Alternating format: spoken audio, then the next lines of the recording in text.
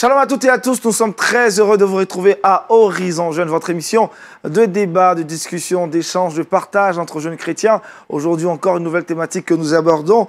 Couple, est-ce une obligation de porter donc les alliances? On parle donc des relations amoureuses des couples. Est-ce que c'est une obligation pour les couples, pour les jeunes mariés de porter des alliances ou pas? On en parle aujourd'hui et nos invités sont bien installés. En tout cas, on est très contents de les recevoir sur notre plateau. Mais avant de débattre naturellement sur cette question, prenons l'avis du pasteur consultant, pasteur Mathieu Guéhi. Shalom, dites-nous quelle est la pertinence de ce sujet.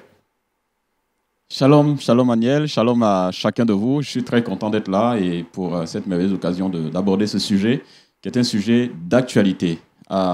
Pourquoi il est important d'aborder ce sujet? Vous voyez que dans le monde chrétien, vous trouverez des gens qui portent des anneaux. Comme moi j'ai le mien ici. Et puis, il y a ceux qui ne le portent pas, qui sont aussi donc dans le monde chrétien. Alors, il y a comme une sorte de confusion. Les gens sont perplexes. Est-ce que cela n'a pas un impact sur notre foi, sur notre relation avec le Seigneur, ou bien même sur notre couple? Je pense que c'est une question importante à aborder. Cela nous permettra bien entendu de voir quelle attitude nous avons et comment, effectivement, renforcer nos liens de couple avec l'alliance ou pas alliance. Je ne sais pas, selon votre position. Que Dieu nous aide dans cette réflexion. Amen. Merci pasteur d'être avec nous dans cette émission. Est-ce une obligation de porter constamment les alliances? Pour en parler, 4 invités sur ce plateau de Horizon Jeune. J'aime à gauche Bolou Rodrigue, il est enseignant. Shalom. Shalom. Comment va? Bien. Gloire à Jésus-Christ. Alors, en dehors donc de votre corps de métier, qu'est-ce que vous faites au sein de votre communauté? Je suis responsable de jeunesse. Je suis leader. Je conduis la jeunesse. Et la jeunesse se porte bien? Elle se porte super bien. Merci d'être avec nous. Et nous retrouvons à nouveau sur ce plateau Phil Noupanga. Shalom. Shalom. On va bien? Très bien. Et le ministère de chantre? Ça va, Dieu fait grâce. Ça va, Dieu fait grâce. Hein. Ouais. Merci d'être avec nous. Troisième invité également, vous le connaissez certainement plusieurs fois passé sur notre plateau, le pasteur Akéjan Abel. Shalom. Shalom. On va bien, pasteur? Par la grâce de Dieu, ça. Et le ministère? Par la grâce de Dieu, tout va bien. Gloire à Jésus-Christ. Et puis enfin, notre dernier invité, c'est vraiment la touche féminine sur ce plateau. Donc, c'est Sia Bleu Rebecca, elle est étudiante en géographie. Shalom. Shalom. On va bien? Oui, ça va. Et au sein de votre communauté, vous êtes aussi chantre? Chantre responsable de la jeunesse. De la jeunesse. En tout cas, merci d'avoir répondu fraternellement à notre invitation. Qu'appelle-t-on alliance, Phil? Alors, l'alliance, déjà, c'est le symbole de l'amour, le symbole du mariage. Voilà. Symbole de l'amour, symbole du mariage. Voilà. Abel? Alliance, déjà, c'est, d'ailleurs, quand on parle du mot alliance, c'est une union entre un groupe de personnes ou deux personnes. Voilà. Maintenant, l'alliance aussi peut aller, on peut définir l'alliance aussi comme le symbole de cette union. Donc, il y a l'alliance en termes d'alliance, qui produit deux alliés, voilà. Et puis, il y a le symbole de l'alliance qui peut être soit une bague, soit autre chose, qui est symbole de l'alliance. Symbole donc de l'alliance, donc tu rejoins plus ou moins Phil. On va faire l'effort de parler un peu plus fort. Rodrigue, c'est quoi l'alliance pour toi? Pour moi, l'alliance, c'est d'abord un pacte. C'est une communion entre deux personnes qui est symbolisée par un anneau, ou par un bijou, ou par n'importe quoi. Un accord entre deux personnes voilà, qui se symbolise par un matériel, un bijou. Un matériel, un bijou, tu l'as dit. Rebecca, autre chose à ajouter sur la définition de l'alliance? Oui, je dirais que c'est un symbole physique qui donne une position, qui donne information sur le statut matrimonial d'une personne. Symbole physique? Oui. Symbole physique. Est-ce qu'il y a d'autres synonymes au mot alliance, Phil? Rien ne me vient en tête en ce moment. Abel, et toi, est-ce qu'il y a d'autres synonymes qu'on pourrait énumérer, évoquer là maintenant? Je ne vois pas trop aussi. Pas trop. Voilà. Rodrigue, est-ce qu'il y a des synonymes? Je parlerai d'accord. D'accord. Un accord entre deux personnes. On peut voir l'alliance sur ce plan-là aussi. Mais dans le contexte précis, alliance comme anneau, est-ce qu'il y a d'autres synonymes? Gage. Sceau. Voilà. Rebecca, et toi? Tu les rejoins? Je les rejoins. D'accord. Il me semble qu'il n'y a pas beaucoup de synonymes. Hein. Alliance et alliance. Le sceau. En fait, parce que le mot même est un mot assez... Il n'y a pas trop de mots qui se rapportent au champ sémantique. Comme c'est restreint au cas du mariage, c'est pourquoi peut-être que c'est juste ça qui fait qu'on n'a pas vraiment des synonymes appropriés. Voilà. D'accord. Merci. Alors, dites-moi, dans notre sujet du jour, il y a deux termes importants, obligation et constamment. Comment vous les appréhendez, vous les définissez, Phil? Obligation et constamment. Obligation, je vois dans le sens devoir. Voilà, donc, il est important de maintenir ce devoir-là de toujours porter son agneau. Son alliance. Voilà. Abel, et toi? Obligation constamment dans le contexte précis de notre sujet?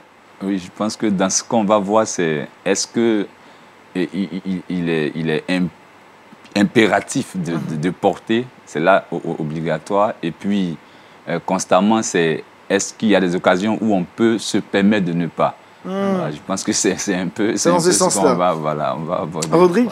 Moi, obligation, je vois nécessité. Contrainte, est-ce qu'il faut le porter obligatoire et de façon nécessaire?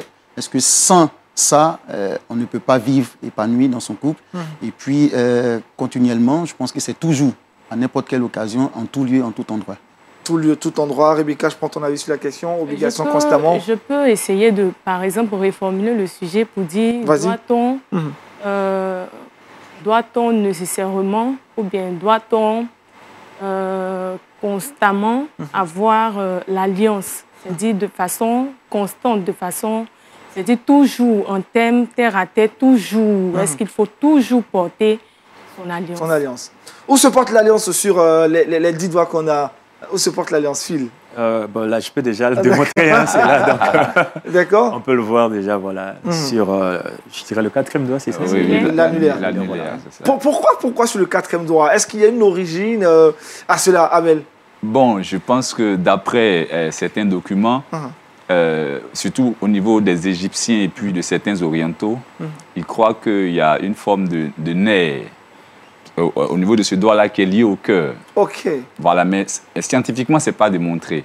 Mais d'autres personnes ont parlé de veines, d'autres de nerfs. Bon, peu importe, je pense que c'est plus la mythologie. La mythologie, en tout cas. Voilà, mais en fait, c'est de là que ça part. Voilà, c'est de là que ça part. D'accord, donc on porte sur l'annulaire et sur le bras droit ou le bras gauche, il faut préciser. Hein. Le bras gauche est beaucoup plus répandu. Mais dans certains pays d'Europe, comme par exemple la Norvège ou dans certains pays, on porte ça sur le bras droit. Sur le bras droit. Mais là, vous avez sur vos bras gauche ou bras droit? Oui, parce qu'en fait, ça dépend aussi de ce qu'on a hérité en fait, de la culture française. En France et puis dans certains pays occidentaux, c'est sur le bras gauche. Donc, on a naturellement hérité de cela. D'accord. Rodrigue, on entend souvent dire que quand on n'est pas marié, il ne faut pas s'hasarder à porter l'alliance sur le bras, en tout cas qui doit le porter, la main qui doit le doigt. Ça porte malheur. Qu'est-ce que tu en dis? Dans la pensée populaire, on entend souvent.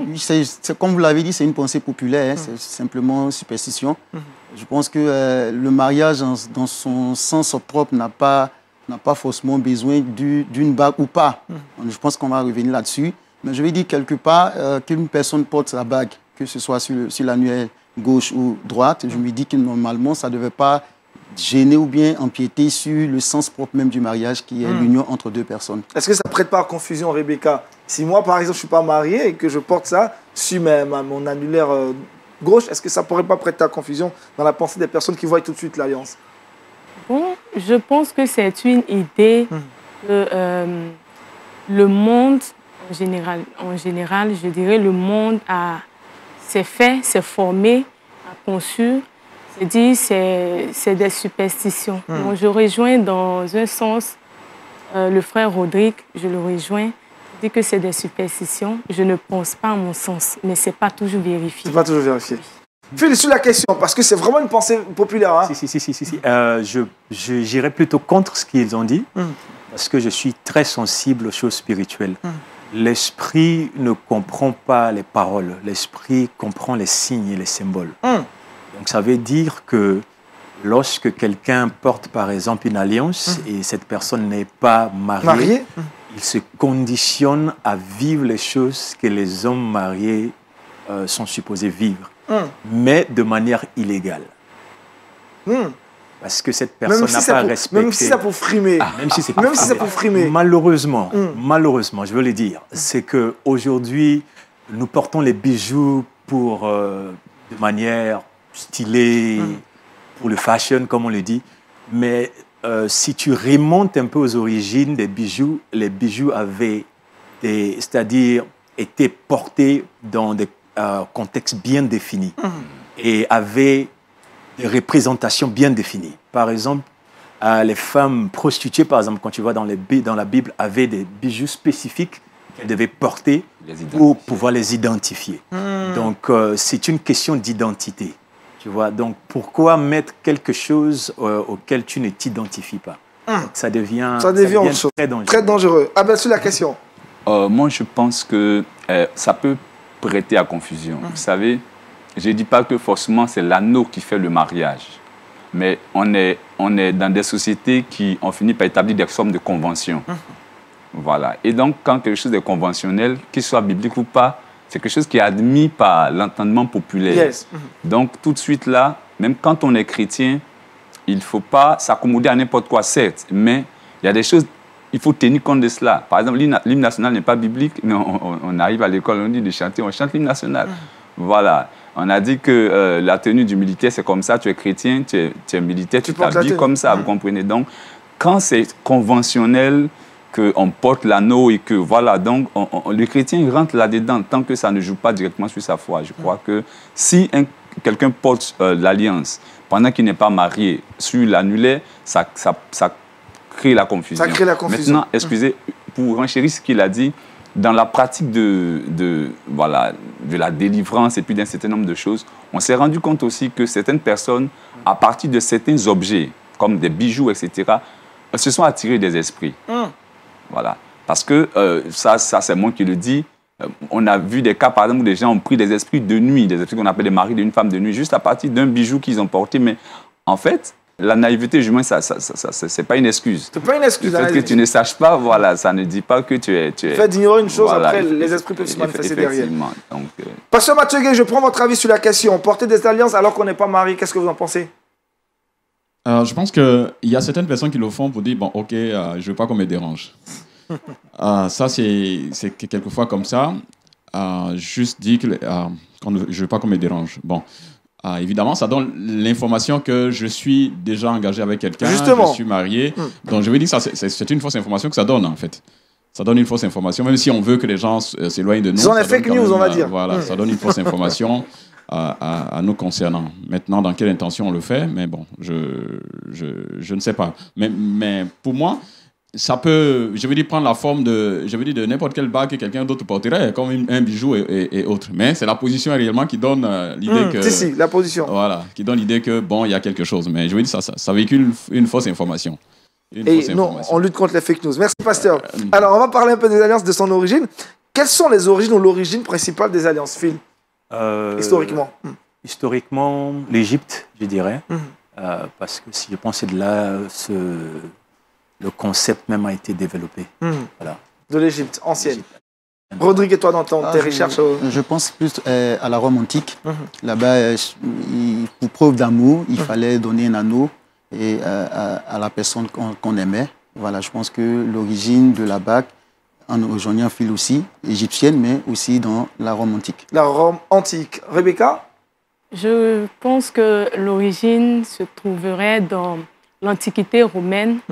D'accord, la bague ou l'alliance était utilisée pour pouvoir sceller les unions. Donc depuis la Rome ancienne aussi, on va dire. Pasteur Abel, et toi? Je dis que c'est parti de l'Égypte. Ça a été formalisé avec les Romains. C'est parti de l'Égypte dans la mesure où l'Égypte est l'une des premières grosses civilisations. Justement. Voilà. Donc après les Romains, il y a eu des emprunts même avec les Grecs aussi. Et puis au fur et à mesure, ça a été formalisé. Quand on voit l'histoire de Joseph, déjà, on voit que quand Pharaon l'a établi, il lui a donné un anneau. Et là-bas, c'était le signe du cachet. C'est avec ça qu'on faisait les cachets. Voilà, donc, le sceau du roi ou du gouverneur, c'était un anneau. C'est un anneau. Voilà, donc déjà, c'est parti de là. Après, avec les Romains, c'est devenu beaucoup plus lié aux questions amoureuses. Voilà, mais il y avait d'autres choses. On pouvait au début, Égypte, voilà, formalisé, et puis ça a progressé avec romantique. Les Romains, avec les Grecs, et puis etc. Super. Alors, quelles sont les significations que portent les alliances? Est-ce qu'il y a une charge de signification que portent les alliances, Phil?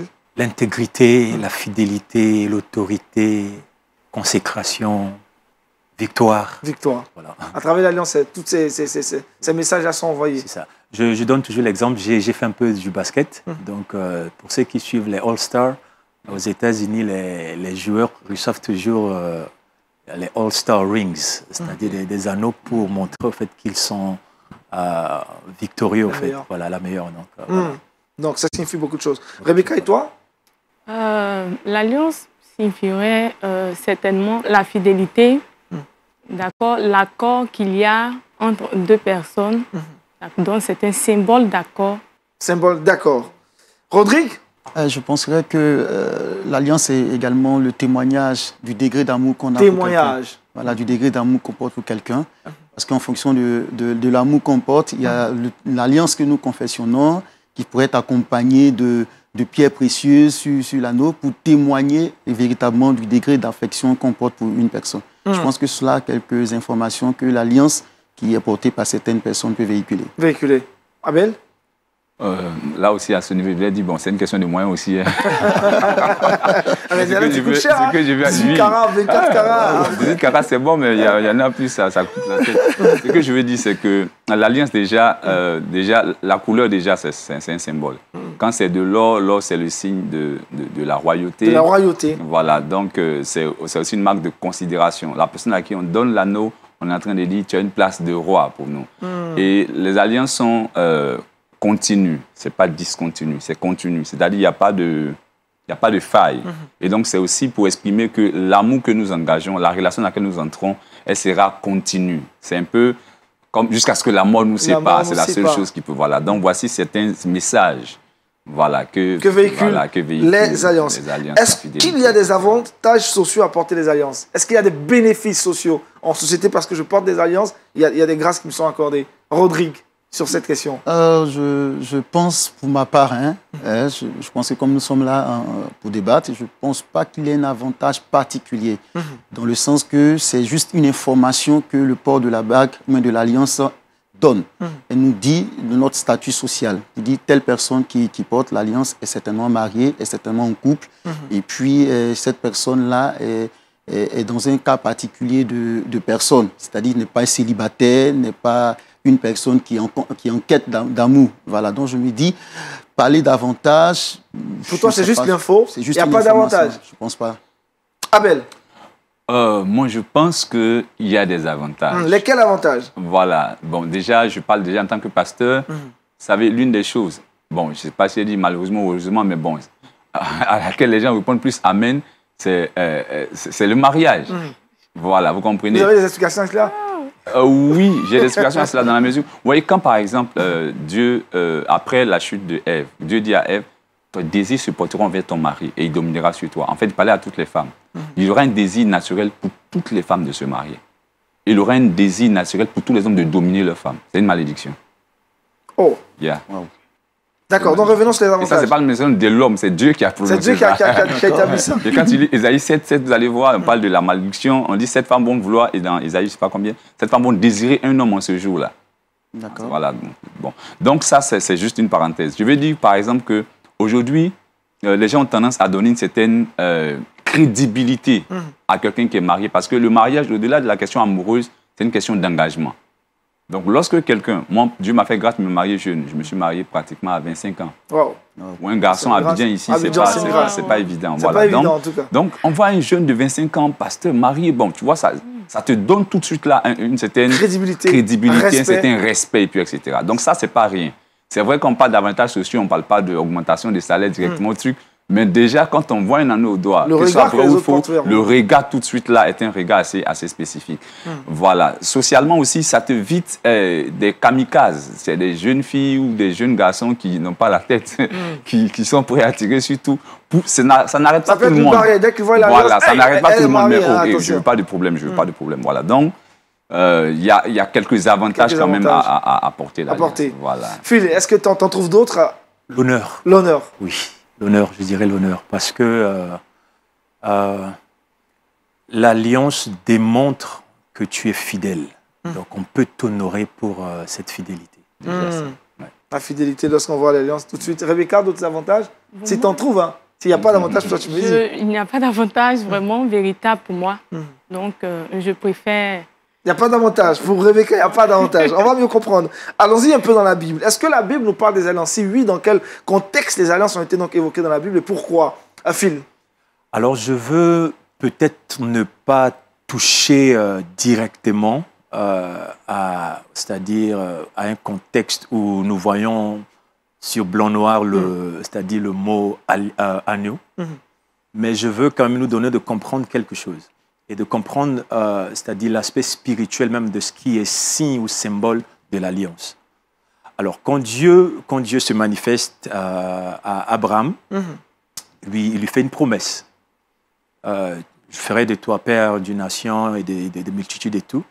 Nous voyons que Abraham a échoué dans la dimension promesse.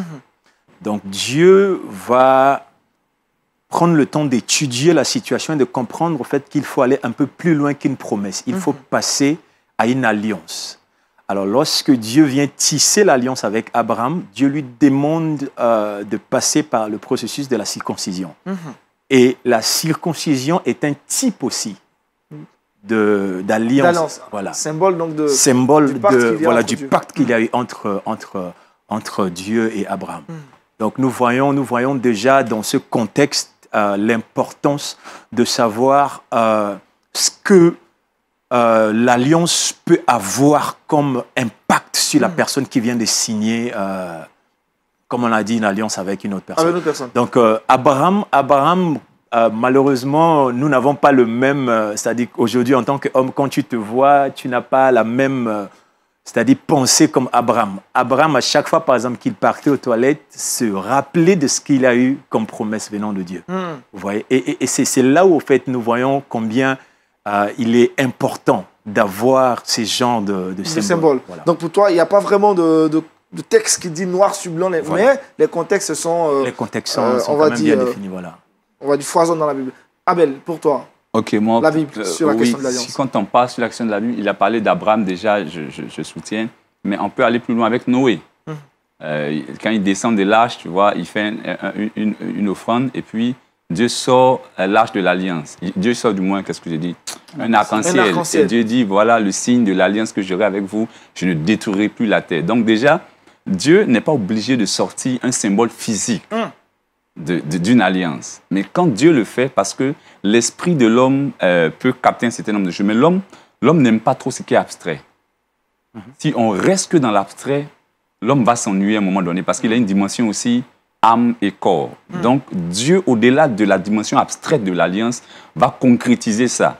Et il va le faire avec Abraham, il va le faire avec Noé, et il va le faire dans la vie. Mais déjà, j'ai un passage que je veux lire dans Cantique des Cantiques, il dit « Mets-moi comme un seau sur ton cœur, comme un seau sur ton bras. » C'est beau, ça. Mets-moi comme un seau sur ton cœur. Donc, dans le cœur est scellé par l'amour, mais aussi, ce qui est scellé à l'intérieur est traduit à l'extérieur par un seau sur le bras. Donc, ça, déjà, c'est un élément.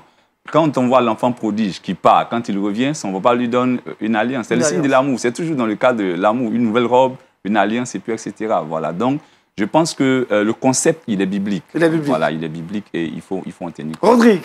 D'accord, je voulais dire qu'il n'y a pas de verset. Certainement, nous parlerons également sous l'œil vigilant du pasteur. Il n'y a pas de verset, à mon sens, qui nous indique clairement le port d'une alliance. Je vais dire que purement, c'est une interprétation qu'on pourrait faire de certains versets qui nous donnent d'avoir une allusion sur... Est-ce que pour toi, cette interprétation est bonne ou pas? Bonne dans le sens... Je pense qu'elle serait bonne pour celui qui fait l'interprétation. Voilà, je lui dis qu'il y a certains versets ou même certaines portions de l'Évangile qui sont des portions à discussion, en fait. Et je lui dis que certainement, la personne qui porte la discussion sur ce verset, il a certainement ses arguments qu'il apporterait. Donc, je ne peux pas répondre à cette question pour dire c'est bon ou ce n'est pas bon. Voilà, je préfère me réserver à ce niveau. Mais ce que je vais déjà dire, lorsque nous parcourons la Bible, il y a plusieurs aspects de l'Évangile qui nous indiquent qu'il y a eu des occasions ou à des époques de l'histoire qu'il y a eu des ports d'anneaux. Comme avec Joseph, qui était une marque de distinction quand Pharaon lui a fait porter son anneau. Après qu'il ait interprété le songe de Pharaon, il y a eu une marque de distinction afin de le lever en dignité comme étant la deuxième personnalité de l'Égypte. On peut également voir avec le serviteur d'Abraham, qui lorsqu'il était allé chercher Rebecca, malheureusement on a une Rebecca sur le plateau, qu'il est allé chercher Rebecca comme étant l'épouse de son fils, on a vu que lorsque cette dernière a apporté de l'eau qu'elle a donnée aux chameaux, etc., ce serviteur d'Abraham a pris un anneau de son coffret de bijoux qu'il avait pour demander à cette dernière à quelle famille elle appartenait afin de sceller cette communion, mais cette alliance de mariage qui était prometteuse. Mais il n'est pas dit clairement que cet anneau ou bien cette bague qui est sortie devrait être le gage véritablement de l'affection, mais du mariage qui est relié entre ces deux personnes. D'accord. Rebecca, sur la question? Je dirais que Je ne pense pas. La Bible n'en parle pas. La Bible n'en parle pas véritablement. C'est dit traduit de façon fidèle. La Bible n'en parle pas. Mais je crois que cela est propre à chaque coutume. Je reviens encore là-dessus. Je dis cela est propre à chaque coutume. Parce que les exemples de mariage qui ont été quand même énumérés dans la Bible, nullement il n'a été écrit que c'était des anneaux qui étaient portés au doigt ou voilà, ce que j'ai vu selon les Écritures que j'ai lues et sous aussi le regard du pasteur ici, j'ai entendu c'est au bras. Bon, au bras, je ne vois pas véritablement que c'est au doigt ou bien Donc, je me dis quoi? Je me dis que c'est propre à chaque coutume. C'est-à-dire la façon dont ils appliquent ou bien le fond ou le contenu même de la cérémonie n'est pas connu. Voilà, le contenu de la cérémonie, le fond de la cérémonie n'est pas connu. Donc moi, je ne peux pas me baser là-dessus pour dire que la Bible en parle. Pour rester avec toi, est-ce que dans la culture ou coutume africaine, les alliances sont donc acceptées ou mises en avant dans la coutume africaine? Dans la coutume africaine, je ne pense pas. Peut-être que chez les Akans, parce que c'est avec les Akans, la migration des peuples Akans venant du Ghana, qu'on a vu l'incession des histoires de bijoux, de parures, tout cela. D'accord. Est-ce que l'alliance donc apporte des valeurs spirituelles? Pour Rebecca, déjà, l'alliance n'a pas une origine forcément biblique. C'est clair. Phil, je reviens à toi. Peut-être réaction par rapport à ce que Rebecca a dit. Bon, les valeurs spirituelles y sont. Hein. Les valeurs spirituelles y sont. Je le dis encore, le concept est bien défini dans la parole de Dieu. Je donne encore un exemple. Dieu veut délivrer Israël de l'Égypte. Il dit, écoute, tuez l'agneau, prenez le sang de l'agneau, mettez sur les linteaux, les portes. Alors, c'est-à-dire, les Israélites n'avaient pas besoin de prier, ni de gêner, aussi longtemps qu'il y avait un signe sur leur porte, l'ange de la destruction qui devait passer, allait, c'est-à-dire sauter leur maison. Tu vois? Donc, ça veut dire que, d'une manière ou d'une autre, les entités spirituelles réagissent aux signes ou aux symboles qu'ils arrivent à voir. Et ces signes et symboles conditionnent les réalités dans lesquelles nous nous trouvons, où nous pouvons expérimenter. D'accord. Voilà. Pasteur Abel, sur la question, peut-être Rodrigue réagit. La question là, à ce niveau-là, ça devient un peu délicat. Donc, il faut bien comprendre ce qu'on va en être sur le point de dire. L'alliance en elle-même est une bonne chose, est une chose biblique et divine. Mais il ne faut pas sacraliser le bijou. Il ne faut pas sacraliser l'objet. Je ne sais pas si on comprend ce que c'est. Voilà. Plus clair. Voilà. Je suis marié, je porte une alliance. Il peut arriver que, déjà avec mon épouse, on a pour projet l'an prochain de changer notre alliance parce qu'on aura 8 ans de mariage. Super, félicitations déjà. Donc, ça, si l'alliance, tout de suite là, on le sacralise, on n'a pas le droit d'aller faire fondre ou encore d'acheter notre alliance. Vous comprenez ce que je suis en train de dire. Donc, l'alliance, c'est le mariage avant tout. Mais ce symbole-là, lorsque on est connecté à Dieu, pour la bénédiction qui est prononcée là-dessus, naturellement, elle se manifeste. Donc, ce que je veux dire simplement, c'est qu'il ne faudrait pas qu'on divinise les anneaux. Mais tant qu'on les a et qu'on est dans la logique de notre mariage, il y a une certaine grâce qui est manifeste. Parce qu'il n'y a pas de symbole sans puissance. Il n'y a pas de symbole. Il n'y a pas de symbole sans puissance. C'est comme la Sainte Seine. Jésus n'est plus là. On va acheter le pain à la boutique, on prend le vin, on prie. Il y a un symbole puissant. Le baptême, c'est la même chose. C'est juste un symbole. Le baptême ne sauve pas, mais c'est un symbole puissant. Tout symbole que Dieu encourage est un symbole puissant. Donc, il n'y a pas de symbole sans puissance. Mais il ne faut pas aussi tomber dans le piège de diviniser le symbole. Voilà, c'est ce que D'accord. Rodrigue, valeur spirituelle des alliances. Pour moi, je vais retourner un peu sur les dits de Phil. Je pense que pour moi, c'est vrai qu'on parlera de symbole, hein, mais le symbole, comme le pasteur l'a dit tout à l'heure, le frère, pardon, qui l'a dit tout à l'heure, il ne faudrait pas le sacraliser, en fait. Parce que le port d'une alliance, et puis comme étant la chose principale ou même majeure dans l'union de deux personnes, je pense pour ma part que c'est un peu donner trop de valeur peut-être aux bijoux. Mais je me dis que c'est l'union de ces deux personnes-là qui est en réalité, qui porte une valeur spirituelle devant le Seigneur parce qu'il voit et il sait que ces deux personnes s'aiment, sont unies, décident de vivre ensemble jusqu'à ce que la mort les sépare. Donc je me dis que normalement, la bague ou bien l'anneau n'a pas un symbole et n'a pas une valeur spirituelle. C'est vrai que quand on en parle, ça donne l'impression de prendre des symboles tels que, il le disait tout à l'heure, lorsque Noé est sorti de l'arche, il y a eu un symbole. Mais on n'est pas dans ce cas de symbole d'arc-en-ciel. Pour toi, ce genre d'exemple ne colle pas? Ne colle pas, à mon sens. À mon sens, ne colle pas. Parce que je me dis, nous parlons de la bague. C'est justement la bague comme étant l'anneau que nous portons sur le doigt. Je me dis, on peut ne pas le porter, comme le porter, mais ça ne doit pas avoir une valeur spirituelle pour moi. Toi, il n'y a pas de valeur spirituelle? Il n'y a pas de valeur spirituelle. Parce que pour moi, la valeur spirituelle du mariage, c'est la fidélité qu'on se dit l'un à l'autre, l'engagement qu'on prend l'un à l'autre. Je dis, je décide de rester avec toi jusqu'à ce que la mort nous sépare. Je me dis qu'avant même de matérialiser, il y a déjà ces échanges verbaux. Je dis à ma femme, je l'aime, elle me dit qu'elle m'aime. Ensemble, nous construisons notre amour, notre affection l'un pour l'autre, jusqu'à ce que maintenant, nous allons maintenant l'officialiser avec l'aide, avec tout ce que nous pouvons comprendre. Mais je vais dire que le mariage, en réalité, Dieu qui est dans le ciel a vu déjà les premiers pas de cette union. Donc que je porte une bague ou pas, pas de valeur pour moi. Voilà. D'accord, si. Que je la porte ou pas. Je vais dire que déjà, dès la base, Dieu qui est dans le ciel, qui voit dans le secret, a vu l'intention de mon cœur qui est portée vers une sœur. Et je pense qu'également, le verset ne me vient pas à l'esprit, où je crois que c'était Salomon qui disait dans Proverbe, qui dit qu'il y a 4 choses qui sont comme un mystère. C'est-à-dire que le chemin de l'aigle dans le ciel, et le chemin du serpent sur le rocher, et le chemin de l'homme vers la femme. C'est un mystère, parce qu'en réalité, nous ne savons pas comment est-ce qu'on peut voir une jeune fille magnifique, et puis automatiquement, on se prend d'affection, d'amour pour elle. Et je pense que lorsqu'on est chrétien, on est spirituel, cet élan d'affection, nous le portons devant le Seigneur, qui, dans le secret, voit déjà cette affection qui est en train de se construire.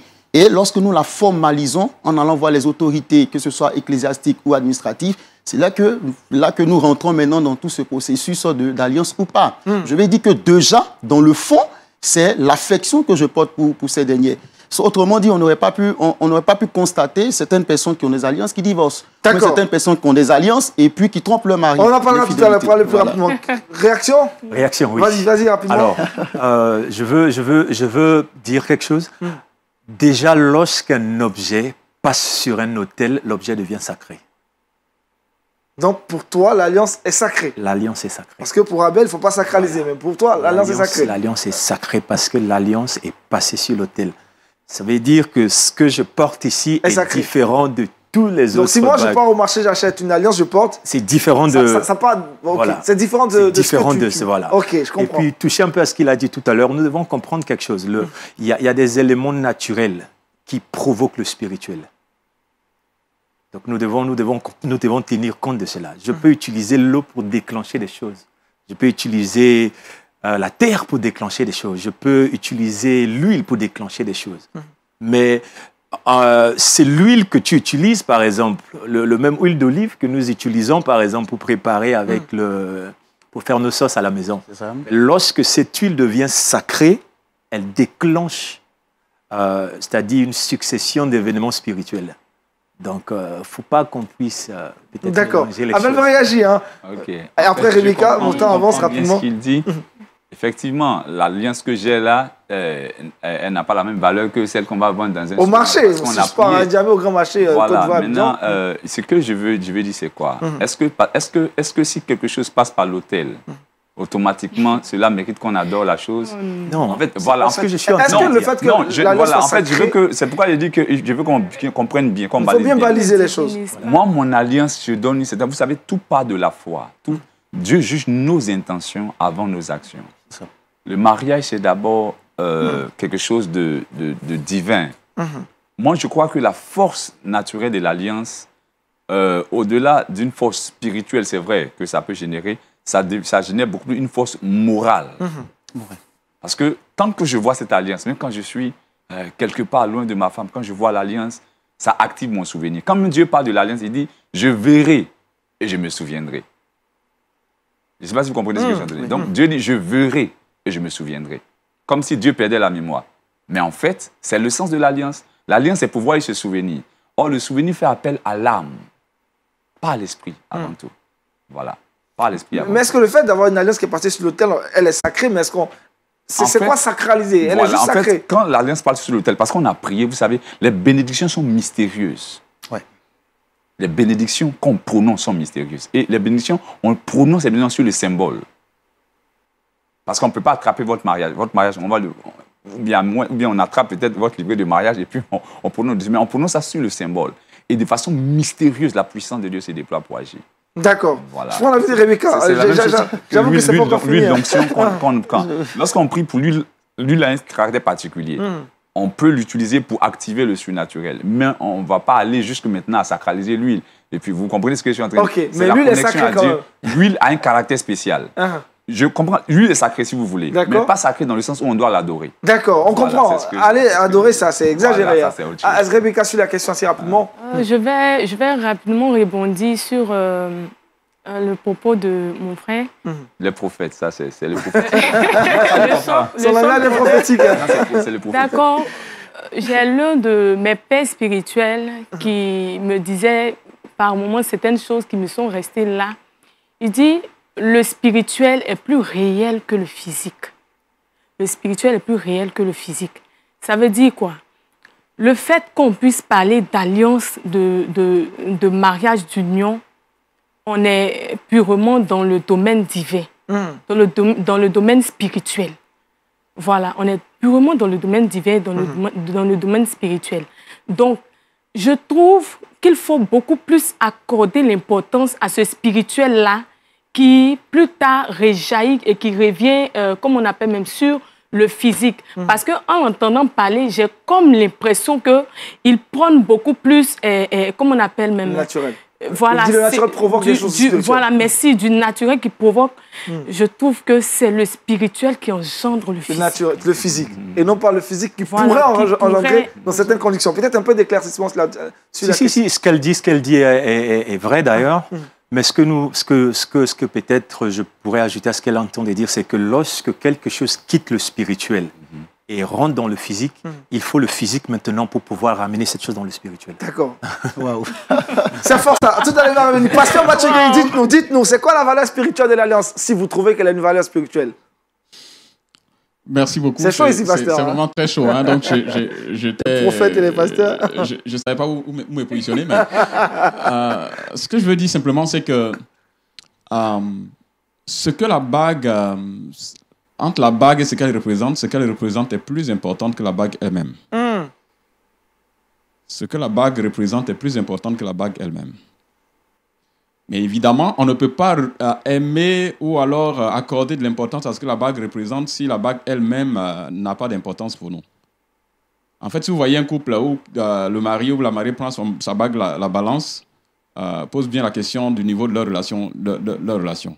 Il y a un problème qui est là. Donc, en réalité, en regardant cette bague-là, nous nous rappelons de la décision que nous avons prise. C'est la même chose quand nous sommes devant notre drapeau national. Qu'on ait une bague, qu'on n'ait pas une bague, par exemple, chacun de nous se met devant le drapeau national, mais ce n'est pas juste le morceau de tissu qu'il est en train de regarder, mais il regarde son pays. Il regarde son pays. Et c'est de ça qu'il est question, justement. Donc, la bague représente cette décision que nous avons prise de rester fidèles l'un à l'autre. Et ça, c'est très important. S'il n'y a pas pour moi des problèmes de santé qui font qu'il faut peut-être enlever l'affaire là pour un temps parce qu'il y a un problème pour régler ça, je ne vois pas en quoi il fallait l'enlever. Mais ce que je dis, je répète encore en disant que la bague elle-même n'est pas plus importante que le mariage qu'elle représente. D'accord. Mais on ne peut pas respecter le mariage et jeter la bague à terre. Non, non, non. Profaner ça. Merci, pasteur. Alors, dites-moi, sur ce plateau, est-ce que le port de l'alliance est un moyen pour se prémunir de l'infidélité, contre l'infidélité? Rodrigue. Je dirais non. Non. Je dirais non. La réponse est non. Parce que on a entendu l'histoire et on en a vu certains des hommes mariés avec les alliances qui sont des hôtels avec des deuxième, troisième bureaux. Des troisième bureaux, voilà. Donc cela voudrait dire plutôt qu'on peut porter une alliance sans être fidèle. Sans être fidèle. C'est pourquoi je reviens surtout sur le mariage lui-même, qui en réalité qui est quelque chose de fort, de principal, qui a une valeur hautement spirituelle. Je pense que lorsque on comprend ça, qu'on ait porté la bague ou pas, je me dis que normalement, on se dit qu'on est engagé avec une personne dans une relation de fidélité. Voilà. Amel, est-ce que quelque part, ça ne peut pas nous retenir quand même Moi, je pense à se poser des questions quand on est tenté? La question, c'était... Est-ce que le port de l'alliance était un moyen de se prémunir contre l'infidélité? Moi, je pense que Jésus dit que celui qui regarde une femme pour la convoiter, déjà commet l'adultère avec elle. Donc, l'infidélité ne commence pas d'abord même dans l'acte. Ça commence déjà dans la tête. Donc, tu peux avoir une alliance et puis, voilà, être exposé à cela. Comme ne pas avoir l'alliance, tu peux être exposé à cela. Je pense que pour être une personne qui est fidèle, l'alliance ne prémunit pas directement. Mais ça peut aider dans la mesure où ça peut réduire le flot de tentation. Ça peut aider. Ça peut aider. Ça peut réduire le flot de tentation. Mais la chose principale, c'est la bonne relation qu'on a avec Dieu. C'est ça qui peut nous prémunir vraiment, voilà, de l'infidélité. C'est être spirituel, c'est avoir une véritable bonne relation avec le Seigneur, c'est apprendre à honorer le mariage comme Dieu le dit. Honorer le mariage. Voilà. Moi, je dirais oui. Histoire vraie, je rentre un jour dans une banque. J'aime bien sourire et puis taquiner souvent les personnes que je croise. Je me mets à parler à la jeune dame qui était là. Et tu sens qu'elle est vraiment disposée parce que voilà, il y a un homme qui est là. Elle est disposée à aller au-delà, voilà. Truc, d'accord. Et je suis gaucher malheureusement, donc je prends le stylo et quand j'ai commencé à écrire, c'est-à-dire ce que je devais lui donner, genre les références de mon compte et tout, quand elle a vu ma bague, elle a automatiquement changé. Changé sa façon de parler. Et elle a fini par me dire, ah, tu es marié. Waouh. Je ne sais pas si vous voyez ce que je suis en train de dire. Si. Donc ça veut dire déjà que la bague a servi de signe pour lui dire, écoute, stop. Histoire vraie. Donc la bague peut contribuer aux mesures barrières de distanciation. Voilà, vraiment, une très bonne mesure barrière d'ailleurs. Elle a voulu honorer. Elle a voulu respecter. Maintenant, il y a quelque chose que le pasteur a dit tout à l'heure et j'aimerais rebondir sur cela. Le rappel, le souvenir. Le souvenir est un mystère même dans le spirituel. Donc le fait de me souvenir de mon mariage quand je vois l'alliance, c'est sens que ça. Parce que dans le spirituel, il y a les livres des souvenirs. Donc ça veut dire que bon, j'ai pas envie d'aller. Ce que je veux nous donner de comprendre, c'est que même le Saint-Esprit a comme ministère de nous donner de nous souvenir de ce que Christ nous a enseigné. Alors qu'est-ce que ta bague t'enseigne en tant qu'homme ou femme mariée?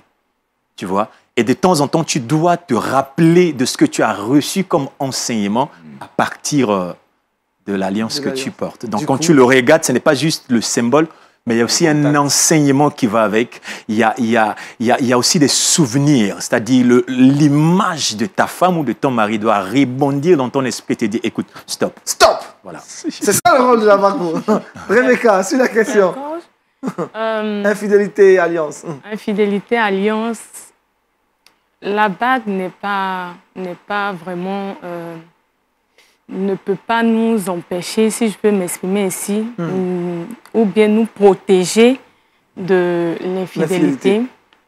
Je parle parce que moi-même, je suis femme. Donc, les hommes mariés qui ont l'alliance qui te drague, qui te courent après. Des hommes mariés. Toi-même, quand tu vois la bague, tu dis, mais monsieur, vous êtes marié, non? Et puis quand même, bon, ben, ça fait quoi? On construit étage sur étage, ça fait quoi?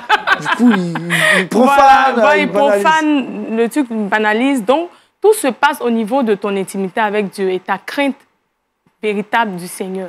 Est-ce que tu crains véritablement le Seigneur? C'est ce qui va te freiner dans un certain élan. Voilà qui est bien clair. On avance un peu rapidement parce qu'on n'a plus assez de temps. Avec ou sans alliance, est-ce que le mariage garde-t-il toujours son caractère solennel et spirituel? Pasteur Abel. Oui, je crois qu'avec ou sans alliance, bien que je suis pour le fait qu'il faut porter des alliances, mais il peut arriver que pour des cas de force majeure, soit on a pris du poids ou truc, on n'est pas l'alliance. Mais je pense qu'avec ou sans alliance, le mariage a vraiment sa valeur. Voilà. Le mariage est quelque chose qu'il faut honorer. La Bible a dit, le mariage doit être honoré de tous. Et le lit conjugal, exemple de tout celui, il n'a pas dit l'alliance, il dit le mariage. Voilà. Donc avant tout, il faut honorer le mariage. Maintenant, nous sommes dans un contexte social où Dieu, il voit notre cœur, mais les hommes, ils voient nos mains, ils voient ce genre de choses. Donc, il faut quand même baliser Et puis voilà, rester dans les conventions tant que ça n'affecte pas ton relation avec le Seigneur. Rodrigue, c'est la question. Est-ce que le mariage garde toute sa valeur avec ou sans alliance? Je pense que le mariage garde toute sa valeur, hein, avec ou sans alliance, dans la mesure où c'est une institution divine, biblique. Et la Bible dit également, je recite le même verset que le pasteur, que le mariage doit être honoré de tous. Voilà. Mais je reviens là-dessus pour dire que c'est deux personnes hautement spirituelles, matures, qui décident de s'unir. Donc je ne voudrais pas que nous perdons de vue cette option d'être spirituel, d'être chrétien véritablement, avant de s'engager dans une relation affective. Je ne suis pas en train de dire que les personnes qui se sont mariées sans être chrétiens, c'est forcément un péché ou pas. Mais je vais dire, dans l'un ou dans l'autre, il faudrait que nous comprenions que la bague ou sans la bague, le mariage garde sa valeur spirituelle, hautement spirituelle. Hautement spirituelle. Rebecca? Le mariage garde toujours son sens spirituel, sa valeur solennelle, que ce soit avec la bague ou sans la bague, parce que il faut comprendre l'essentiel, il faut comprendre le fondement même en lui-même du mariage. C'est ce qui est le plus important. Phil? Je vais aller un peu contre. Tu vas couper l'herbe au pied. Voilà, donc, histoire encore dans la Bible. Dieu vient un soir et il veut tuer Moïse. Pour la simple raison que Moïse ne s'est pas fait circoncire. Donc, imaginez que Dieu, à cause du fait que Moïse n'avait pas le symbole de l'alliance que lui, il a tissé avec Abraham, se met en danger de mort. Donc, c'est vrai que nous pouvons le dire, comme mes frères sont en train de le dire, que le mariage reste et garde sa valeur spirituelle, mais pourquoi cette alliance ne produit pas son symbole? Parce que si vous rentrez dans tous les systèmes spirituels, tout ce qui est établi a toujours une portée symbolique. Partout. Partout. Aujourd'hui, quand on parle des Illuminati, tu vas voir qu'il y a forcément un signe de triangle. Toujours des symboles. Voilà. Pourquoi? Parce qu'il y a une alliance qui est là. Et vu que l'alliance est là, il faut forcément qu'il y ait un symbole pour pouvoir, comme je dis, donner au spirituel de savoir que quelque chose a été établi. Donc, s'il y a effectivement eu alliance, s'il y a eu ce sceau dans le cœur, comme le frère a dit, il faut qu'il y ait aussi le sceau sur le bras aussi. Sur le bras. Pasteur veut réagir? Je pense que pour ce qui concerne Moïse tout à l'heure dont il a parlé, je suis d'accord avec ce qu'il a dit. Seulement, je crois que c'est le fils de Moïse qui n'était pas circoncis. Voilà, parce que Moïse, après 8 jours, c'est un juif, il a été circoncis. Voilà, c'est plus son fils, c'est pourquoi la femme a circoncis. Mais pour ça, Dieu a voulu... Effectivement, voilà. Donc du coup, le contexte reste le même. Pour une question de circoncision, Dieu veut ôter la vie. Oui, parce que tu pars pour servir un Dieu d'alliance, il faut que tu sois en règle avec le Dieu que tu pars servir. Donc, quand c'est nécessaire, c'est ce qu'on a dit, quand c'est nécessaire, sauf en cas de force majeure, l'alliance doit aller. Mais l'absence de l'alliance n'entache pas la qualité et la profondeur du mariage. Parce que le mariage est avant tout quelque chose de spirituel. D'accord, on a plus assez de temps. Dernière question, le temps pour moi de retrouver le pasteur Mathieu Guéhi. Quel enseignement, selon vous, l'Église doit-elle véhiculer sur les alliances? Rebecca? Pour le port d'alliance ou pas, je crois que l'enseignement que l'Église doit véhiculer, surtout nos pères spirituels, doivent faire comprendre à ces jeunes personnes, à ces personnes qui sont prêtes à s'engager ou qui sont déjà engagées, que le mariage en lui-même est sacré, en fait. Voilà, qu'il ne s'agit pas, il ne s'agit pas d'embellir ou bien de faire une cérémonie pour montrer que, ah, vraiment, voici, je suis ici, ou bien je suis placée comme ça, ou bien c'est parce que je vais porter une alliance qui coûte vraiment excessivement cher.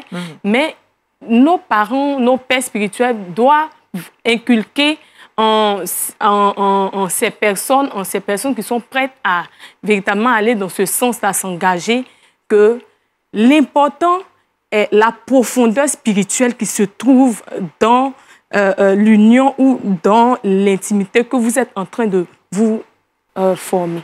Ça marche. Rodrigue, pour toi, l'enseignement que l'Église doit véhiculer? Pour moi, l'enseignement que l'Église doit véhiculer doit être de montrer l'importance réelle du mariage, de la communion intime qu'il y a entre deux personnes. Je pense que c'est l'élément qui est le socle, qui fait en sorte qu'il est bague ou pas. C'est parce qu'on décide de vivre ensemble avec quelqu'un qu'on essaie de symboliser cette union-là par une bague, par le port d'une bague ou par ne pas la porter. Donc, c'est d'abord montrer l'importance du mariage, ce que le mariage a comme valeur spirituelle, comme valeur morale également, et comme engagement de part et d'autre, engagement mutuel, c'est-à-dire monsieur est engagé à la fidélité à madame, madame est engagée à la fidélité à monsieur. Et je pense que c'est tous ces aspects-là que l'Église, nos pères, doit pouvoir nous enseigner à nous jeunes et à toutes les personnes qui s'engagent dans cette union. Et puis maintenant, je pense que le symbole viendra pour juste donner, je vais dire, des indicateurs, des statuts civiques et puis quelques préventions qu'on pourrait... comment je vais dire? Quelques protections qu'on pourrait avoir lorsqu'on se trouve dehors. Voilà. Pasteur Abel, pour vous, l'enseignement de l'Église? Ok. Sur l'alliance, pas sur le mariage. Sur l'alliance. Je me dis que deux personnes qui doivent se marier à l'Église, naturellement, ils ont conscience de la valeur du mariage. Justement, c'est sur l'alliance, je veux dire. Sur l'alliance, il faut leur dire que l'alliance n'est pas simplement un bijou. Ça, il faut peu importe la valeur, le prix, je veux dire. Effectivement. Même si ça coûte 1 000 $ ou 10 000 $. Il ne faut pas que les gens soient pris de bijoux pour juste se parer. Ce n'est pas ça l'objectif. Ça doit être un symbole qui rappelle cet engagement invisible. Donc, c'est un symbole visible de cet engagement important, mais qui est invisible. Voilà. Et c'est ce qui doit rester dans l'esprit des gens. C'est que je porte une alliance. Je ne porte pas simplement un bijou. Et je dois comprendre que cette alliance-là est un symbole d'un engagement que j'ai pris un jour à rester fidèle, à rester attaché à une seule femme, voilà, ou à un seul homme. Et puis à vivre selon la volonté de Dieu. Voici comment les gens doivent comprendre l'alliance. Déjà, tout ce que mes frères ont dit est vraiment intéressant. Mais si je dois ajouter quelque chose, je dirais, déjà, ce n'est pas le prix de la bague qui donne l'importance ou bien qui rend... Après, ça coûtait 10 000 $. Hein. Ça peut coûter 10 000 $, tout comme 10 $. C'est pas passé sur... D'ailleurs, lorsqu'on remonte aux origines, ce n'était pas l'or d'abord qui était utilisé.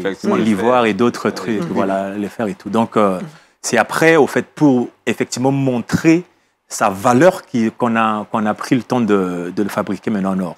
Et ce que je veux dire, c'est juste de nous rappeler, comme je le disais tout à l'heure, c'est que ça doit tout le temps évoquer le mystère de souvenir dans nos cœurs, à savoir que j'ai pris un engagement et je dois rester fidèle. Je dois rester fidèle. Merci Phil. Pasteur Mathieu Gueye, dites-nous, que doit-on retenir? Merci, c'était vraiment chaud et très chaud. Je pense que c'est très intéressant d'avoir ce genre de débats qui sont avec des personnes, bien entendu, qui cherchent et qui comprennent à fond un tel sujet. Mais je voudrais commencer en disant qu'il y a une question que ce plateau ne peut pas résoudre. C'est que, certainement vous avez vu transparaître dans les débats, qu'il y a en fait des églises qui ne portent pas de bague. Voilà.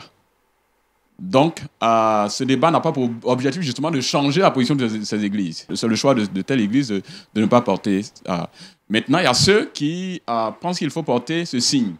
Le message serait d'encourager les gens à le porter et à le faire tout en respectant que ce soit le camp dans lequel on se trouve, en respectant le fait que notre mariage doit honorer Dieu. Ça, c'est la question la plus importante. Maintenant, je termine en disant que, quelle que soit notre position, qu'on ait porté bague, ça ne fait pas de nous des gens plus spirituels que ceux qui n'en portent pas, ou ceux qui n'en portent pas ne soient pas plus spirituels que ceux qui en portent. Je pense que ça, on peut faire cette grave erreur de penser que quand on a porté, on est plus spirituel, quand on n'a pas porté, on est plus spirituel. Il y a des conventions sociales. Quand il y a une convention sociale, il y a des conventions sociales qui s'imposent à tout le monde. Comme il y a des conventions sociales qui ne s'imposent pas à tout le monde. Par exemple, la bague ne s'impose pas à tout le monde. C'est une convention sociale, mais elle ne s'impose pas à tout le monde. Mais par exemple, dans notre pays, par exemple, si vous voulez que votre mariage soit un mariage considéré un mariage valable, vous devez passer devant le maire ou bien l'autorité d'état civil. Ça, c'est une convention sociale qui s'impose à tout le monde. Et on le fait. Donc, je veux dire, la bague, pour ceux qui la portent, ils doivent la respecter, surtout respecter leur mariage. Ceux qui ne la portent pas aussi doivent toujours respecter leur mariage et honorer Dieu par leur vie. Merci, pasteur Mathieu Gueye, pour la conclusion. La question des alliances a été traitée aujourd'hui sur ce plateau avec 4 invités. Je tiens à rappeler que nous avons reçu Bolo Rodrigue. En tout cas, merci d'être venu sur notre plateau. On a pris du plaisir. Afil Noupanga, on espère bien qu'on se retrouvera très bientôt pour un autre débat. Pasteur Ake Jean-Abel, merci en tout cas de revenir sur ce plateau. Et puis enfin, la sœur Sia Bleu Rebecca. Merci d'être passé sur ce plateau. Merci à vous tous qui nous avez suivis. Le programme sur LMTV à 17h. Vous aurez sans façon 19h30 le culte en live. Merci à nos amis qui nous ont suivis à Porto Novo, à Touba, à Douala et aussi à Yaoundé. Que Dieu vous bénisse. Rendez-vous est pris dans une semaine pour un autre numéro de Horizon Jeune. D'ici là, portez-vous bien. Shalom chez vous. Que Dieu vous bénisse. Au revoir.